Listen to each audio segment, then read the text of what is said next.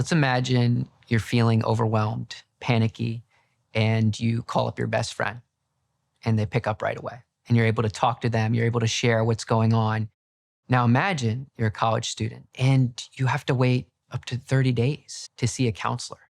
The mission of SPARC was to address the inaccessibility of mental health resources at the University of Maryland, the understaffing of these resources at a time and moment when there was a mental health crisis on campus. A lot of students were struggling with the transition between high school and college. And so they were really struggling mentally, along with the struggles that college life brings. We were launching our advocacy campaign. And the night before, we posted Terps are in crisis flyers all over campus, put up hashtag 30 days too late.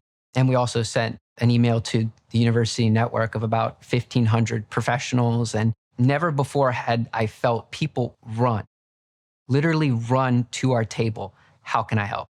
When we won $5,000 in the Do Good Challenge, what we were able to do was directly invest that money back into the university to train one of the case managers as a mental health first aid trainer. And because of that, they were able to train hundreds of students. And then the university invested in an entire cohort of trainers. Students were able to just get some tips on how to deal with stressors like schoolwork and making friends on campus.